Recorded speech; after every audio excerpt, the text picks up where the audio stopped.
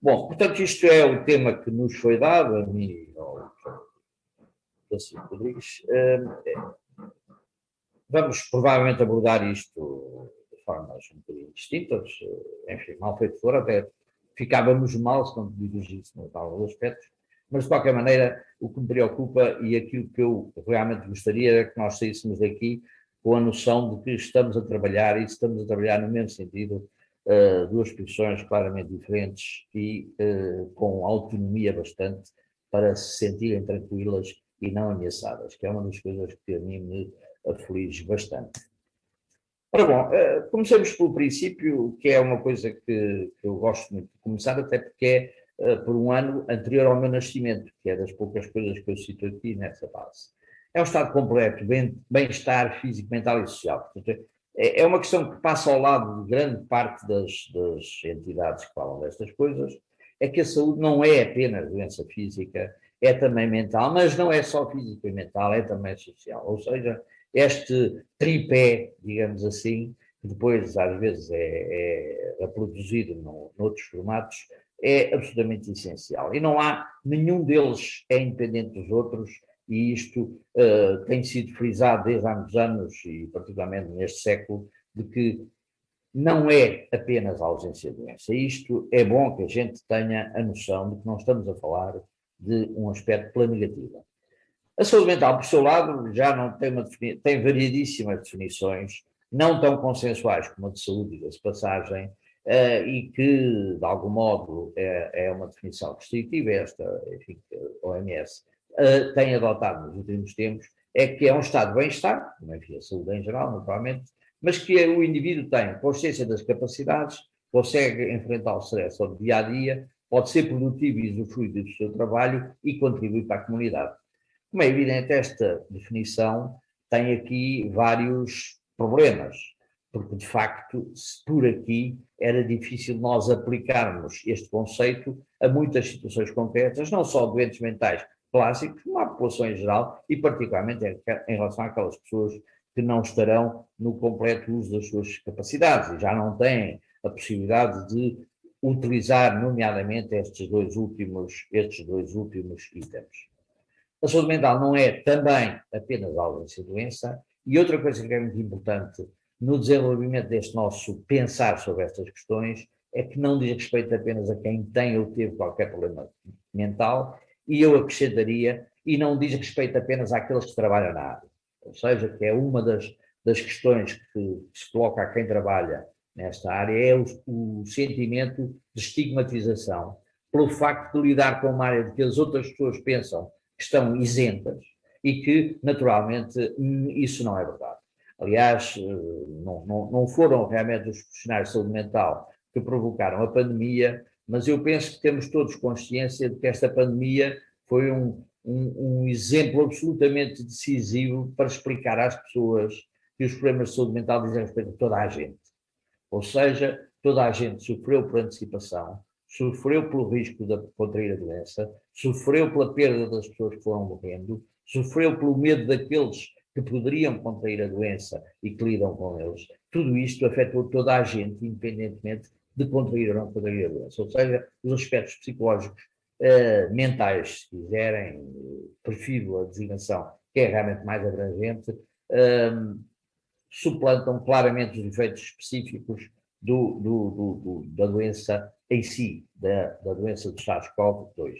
Este é o conceito de saúde mental positiva, como alguns designam, e que realmente não é apenas a tal ausência de doença. Por outro lado, isto também é um tema que é particularmente interessante de se debater agora, porque tem havido muita confusão em relação ao que é isto, a saúde pública, e também é confusão sobre o que é isto, a saúde mental pública.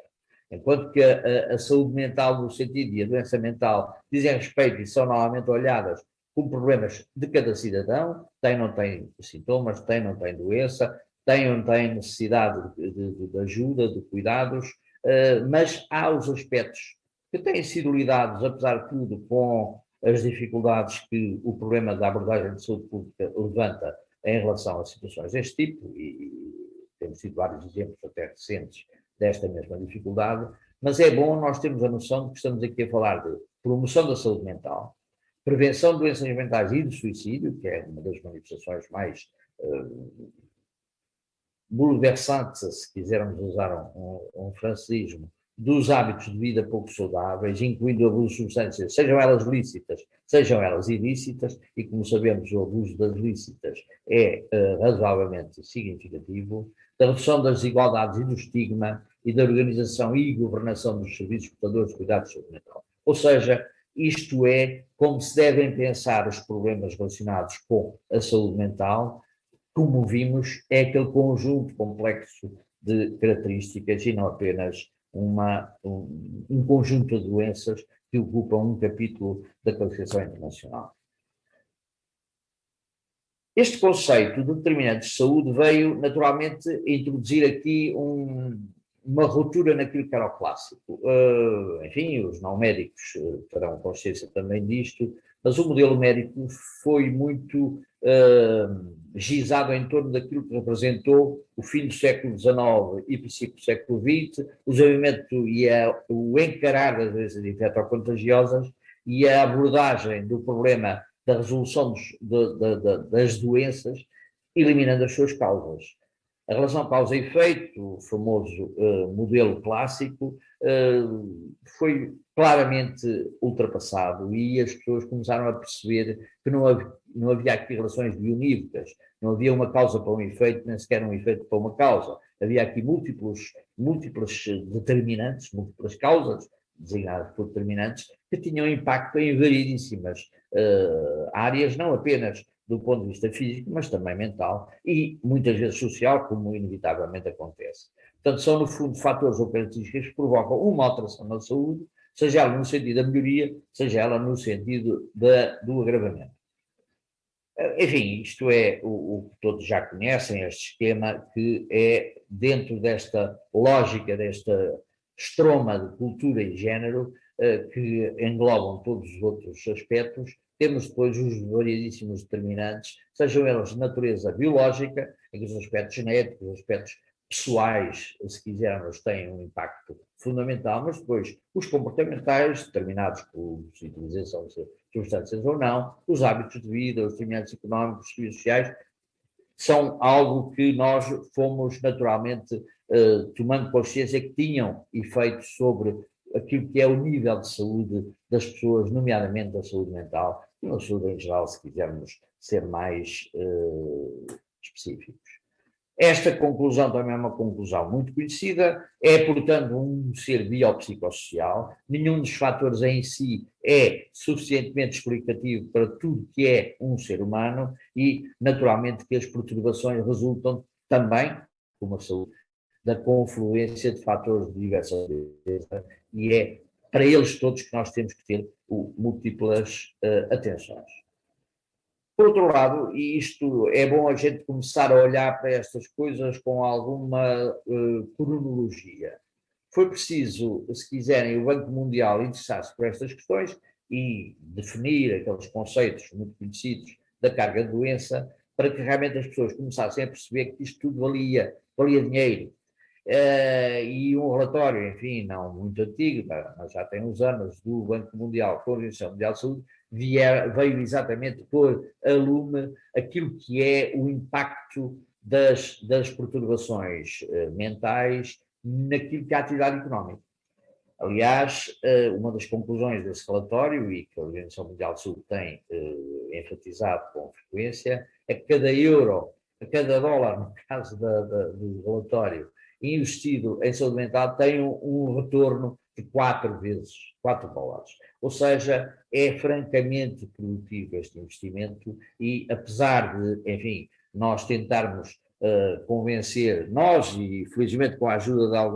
alguns governantes na área da saúde que têm sido sensíveis a esta área, e naturalmente que todos saberão que o Sr. Fernando Araújo foi um desses governantes, felizmente também não foi o único, mas realmente foi um dos que mais investiu nisto e que mais força nos deu, mas apesar disso os ministros das Finanças continuam a não perceber que realmente se calhar vale a pena atacar a principal causa de absentismo, como sejam as depressões, vale a pena atacar com dinheiro, e esse dinheiro, seja ele, não é só para comprar máquinas, é para comprar pessoas, que possam trabalhar e ajudar as outras. E isto, naturalmente, que são questões que passam às vezes ao lado de quem decide, porque é mais sensível à compra do grande equipamento sofisticado do que propriamente a contratar mais 40, 400 ou 4.000, enfim, este aspecto é quase anedótico em algumas das consequências. 20% da carga da doença na região europeia é por razões, o conjunto das doenças mentais. Um quarto das pessoas são afetadas por problemas de saúde mental pelo menos uma vez na vida. 9 dos 10 países com a maior taxa de suicídio no mundo estão na região europeia. Portanto, são questões que é bom nós termos presente para não desvalorizarmos e acharmos que é um problema também dos países mais pobres. Não esquecendo, no entanto, que há uma enorme sincronia entre perturbações mentais e pobreza. Portanto, há aqui aspectos que também ajudam a manter as pessoas muito em baixo e, nomeadamente, a grande dispersão dos rendimentos. Por outro lado, quando, enfim, as organizações fazem estimativas a 2030, conclui-se que as perturbações depressivas unipolares, a questão, enfim, clássica, estima-se que sejam a causa número 1 dos DALIs nos países de elevado rendimento, a causa número 2 de médio e a causa número 3 de baixo. Isto não deixa de ser interessante, ver-se como, apesar de tudo, a depressão ainda é, efetivamente, nos países mais ricos, uma das principais causas de doença. Isto, a abordagem dos problemas de saúde mental, nesta perspectiva,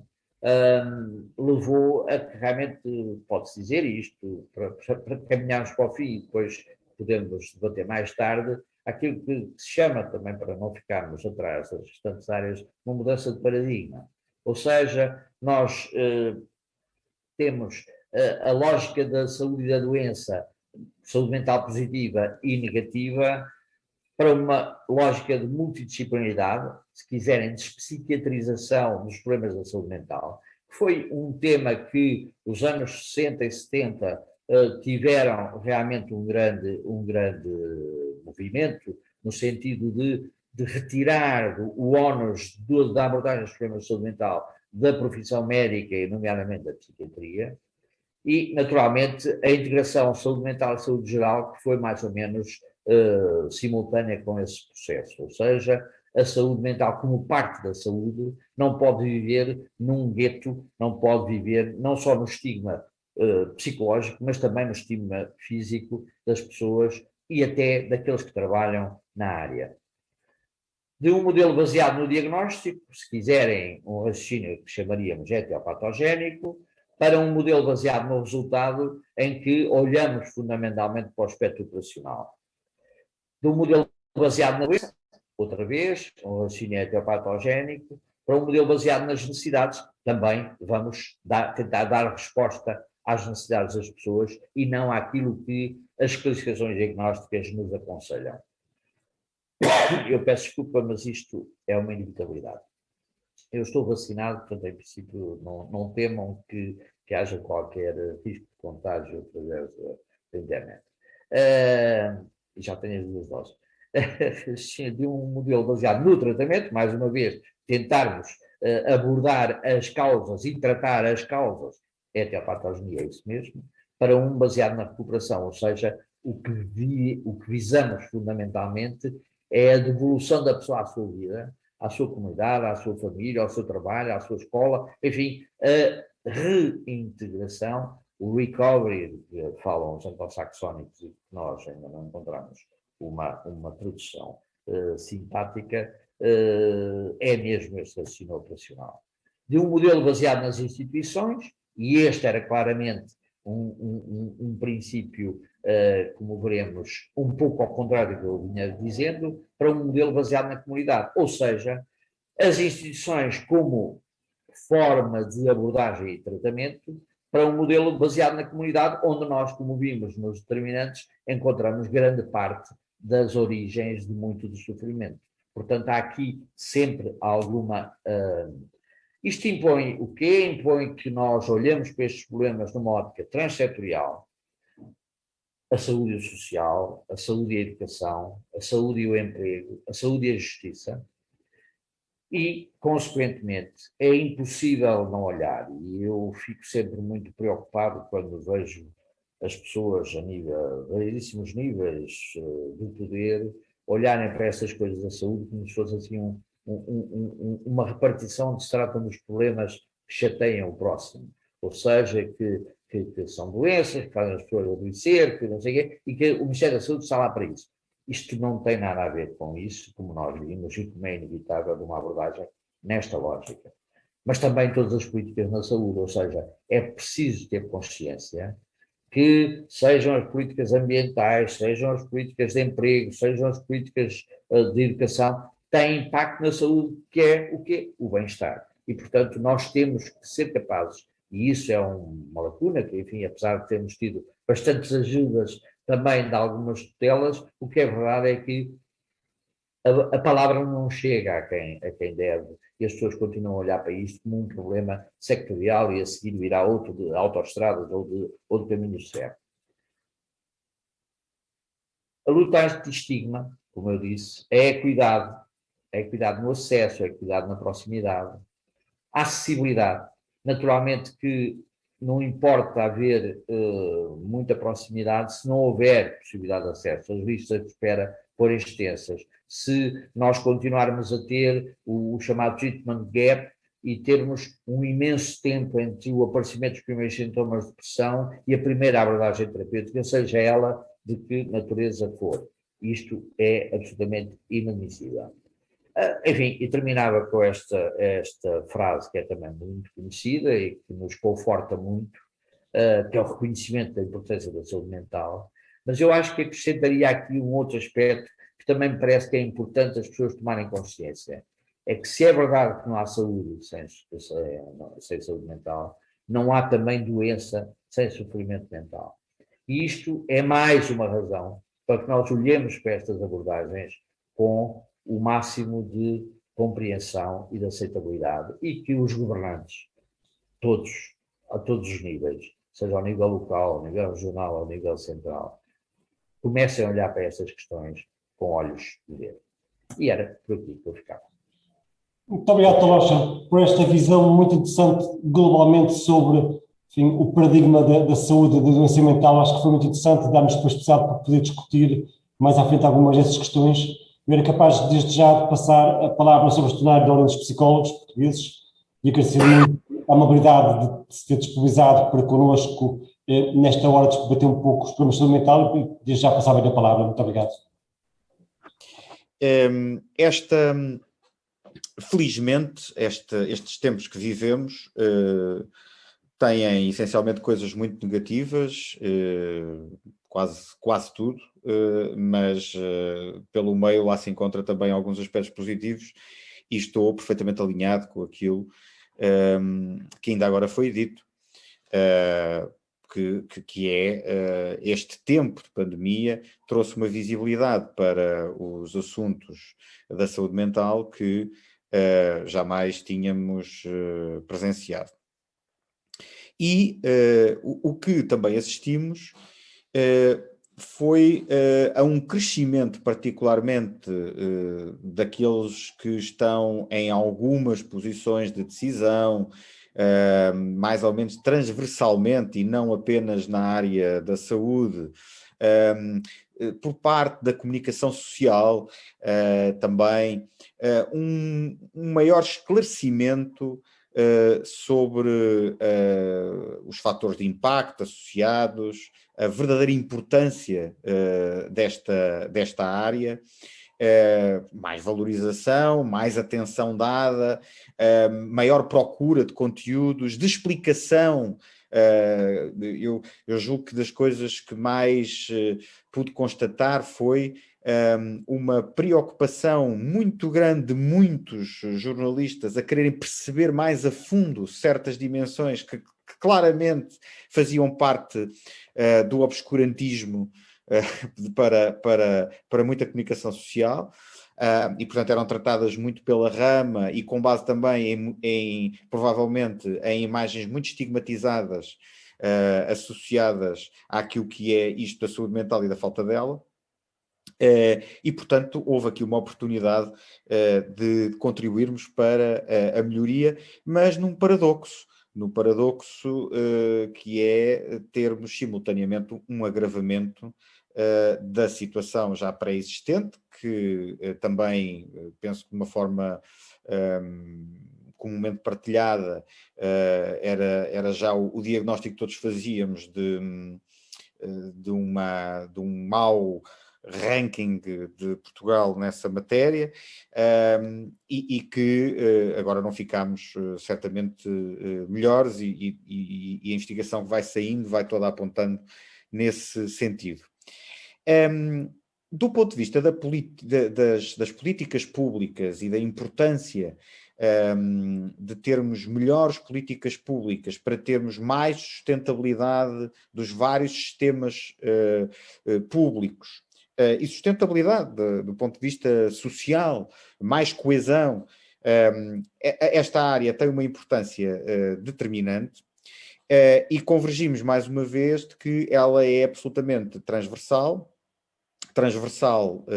ou seja, não só a saúde é uma matéria transversal relativamente à forma como devemos olhar para a política pública, mas também a área da saúde mental. Nós temos olhado para aquilo que é o contexto atual, nomeadamente em Portugal, com uma preocupação sobre alguns aspectos que nos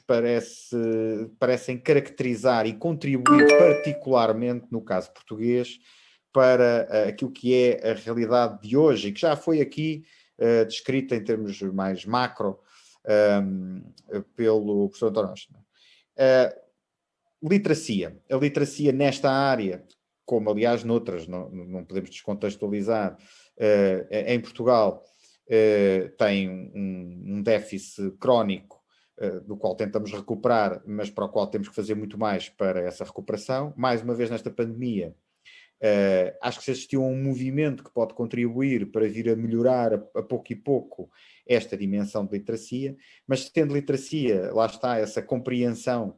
de informação muito mais do que o simples acesso à informação, este movimento ou é estratégico e continuado e tem recursos para isso mesmo,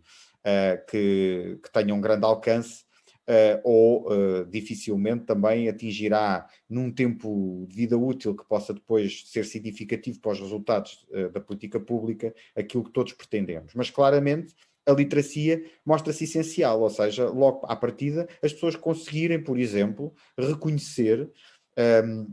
que alguns sinais presentes em si mesmo, coisas que estão a sentir, são importantes para o seu estado de saúde, não são para menosprezar, por isso simplesmente porque não estão com dificuldades respiratórias ou porque não deixaram de andar, não significa que não tenham alguns sinais que podem ser preocupantes. E nomeadamente que devem ser imediatamente alvo de alguma atenção, precisamente para nós podermos prevenir. Também literacia no sentido de sabermos como é que certos comportamentos que temos no dia-a-dia podem influenciar a nossa saúde. Não apenas a saúde já agora, mas a saúde daqui a uns anos. E a propósito disto, por exemplo, foi aqui referido o grande problema das demências, e felizmente começa a haver mesmo entre os órgãos de comunicação internacionais mais ligados à economia, um reconhecimento e um alerta até aos próprios governos de que, em matéria de hábitos de vida saudável, dever-se estar a fazer muito mais, particularmente pensando até na questão das demências, pelas relações existentes entre estas duas situações, e dizendo que era incompreensível que, face aos baixíssimos custos de uma aposta na promoção de hábitos de vida saudável e, portanto, na prevenção por esta via, tendo em conta os baixíssimos custos, que era incompreensível como é que os governos não apostavam muito mais nisso, face ao descalabro previsível que, por exemplo, estas questões demenciais virão a trazer em termos de peso para lá está, para a sustentabilidade dos sistemas públicos. E, portanto, quando uma revista como a Economist vem dar um alerta destes, enfim, sabemos que a Economist não é propriamente conhecida por ser uma revista dos assuntos sociais, é significativo, mas ainda é algo no início relativamente a estes alertas, e importante. Depois, também aqui já foi referida a questão dos determinantes socioeconómicos e é preciso, de facto, não esquecer que a realidade portuguesa é bastante determinante nesta matéria. Nós temos mais de 20% da população em risco de pobreza, em pobreza, risco de pobreza ou exclusão, e essa situação, claro, que devido à correlação existente, que já aqui referida, também não nos ajuda face ao cenário que temos que lidar. E depois gostava também de acentuar, mais numa outra convergência com o que já foi referido, a questão do acesso. E fazendo uma ligação da questão do acesso com a questão do estigma. Se a questão do estigma pode ter e deve ter várias estratégias que certamente poderão conduzir à sua redução, e claro que a literacia em saúde, nomeadamente em saúde psicológica, pode ajudar bastante. A verdade é que o acesso aos diferentes profissionais de saúde nesta área tem um papel importantíssimo. Aliás, eu devo dizer, e tenho referido isto bastantes vezes, que nós temos um estigma que é tão grande, tão grande, tão grande, que quando foi criado um serviço de aconselhamento psicológico na linha do SNS 24, ele em menos de um ano teve 85 mil acompanhamentos. Até parece que o estigma não é assim tão grande. Agora, tem que haver acesso. Portanto, estamos perante, aliás, o relatório há um relatório da OCDE recente que vem acentuar essa preocupação, chamando a atenção precisamente para as dificuldades de acesso, não só para o acesso que tem que ver com quais são os recursos existentes para que eles se possam aceder, mas também aos mecanismos de acesso, ou à falta deles, ou aos obstáculos existentes para se conseguir aceder. E, portanto, essa dimensão parece-me bastante relevante. Aliás, com uma preocupação que só tem em conta um dos lados da equação, mais uma vez. E foi aqui referido o ótimo custo-benefício do investimento em saúde mental, que está amplamente também estudado. Mas, apesar de estar amplamente estudado, parece não estar muito bem adquirido do ponto de vista de conhecimento por quem toma a maioria destas decisões, porque olha só para esse lado da equação, ainda recentemente, relativamente a uma questão que tem que ver também com o acesso, embora de uma parte, uma fatia da população portuguesa, no caso daqueles que são beneficiários da ADSE, era referida a propósito da possibilidade de acesso às consultas, neste caso, dos psicólogos e das psicólogas, que um grande receio que a possibilidade de o beneficiário poder aceder à comparticipação destas consultas sem passar por uma prescrição médica poderia ser mais ou menos como uma espécie de Armageddon das contas públicas, do tipo afundar a ADSE por uma procura tão elevada que fosse impossível assegurar. O que não deixa de ser, por um lado, a admissão de que a perspectiva do decisor público nesta matéria é que há uma grande necessidade e, portanto, se nós não soubéssemos ou se tivéssemos dúvidas se o decisor tem consciência, parece que o decisor tem, de facto, bastante consciência e tem, aliás, um receio tão grande a esse propósito que, olhando depois só para um dos lados da equação, apenas pondera a questão do custo e não do tal benefício. Não pondera numa lógica do investimento, pondera na lógica apenas e só dos custos diretos. Ora, isto é a ponto que eu gostava de fazer com uma outra dimensão de análise que tem que ver com a saúde mental nos tais, com a tal transsetorialidade que foi aqui também referida. Precisamente pegando em vários dos setores que foram elencados, pois ela começa num trabalho que tem que ser feito, se falarmos só em termos de dimensões institucionais, como é evidente, ao nível da escola, e ao nível da escola há que dizer que a escola em Portugal tem, nos últimos muito recentes anos, feito um esforço grande nesse sentido. Tem havido, de facto, por parte destes 2 últimos governos, um investimento considerável no reforço, por exemplo, do número de psicólogos nas escolas, não só de número de psicólogos, muito recentemente também ao nível de outros técnicos importantes e contribuintes também, por exemplo, para um conjunto de atividades que, sendo promotoras do sucesso educativo, certamente também são contribuintes depois no sentido da promoção da saúde mental. Mas esta dimensão, que é uma aposta ainda recente, é certo, vai permitir, por exemplo, que se trabalhem fatores protetores, como desenvolvendo as competências socioemocionais das crianças e dos jovens. E, portanto, passando da questão da escola para os locais de trabalho, vemos esse mesmo contínuo e preocupação relativamente a essas competências. Também essas competências, quando já estão mais ou menos desenvolvidas e consolidadas, são competências que vão permitir, ao nível dos locais de trabalho, mais resiliência face a um conjunto de desafios que os locais de trabalho colocam. Bem como os locais de trabalho têm que ter uma maior cota-parte de responsabilidade, nomeadamente as organizações, porventura, começando nas próprias lideranças e no desenvolvimento de competências das mesmas lideranças, porque é a partir de lideranças mais tóxicas que temos o desenvolvimento de muitos problemas, alguns, e na sua maioria, não chegam a ser do campo das perturbações, mas muitos acabam por ir simplesmente por ir aí parar. Isso tem um custo enorme e é um custo enorme para a sustentabilidade. Custo esse que nós estimámos em 2019, só para as empresas privadas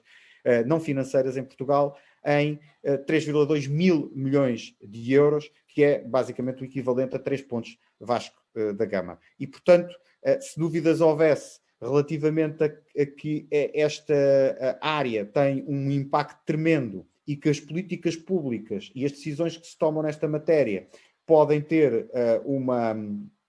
uma decisão absolutamente crítica para a sustentabilidade por esta via da prevenção e da promoção, eu julgo que estes números falarão por si. E muito obrigado mais uma vez.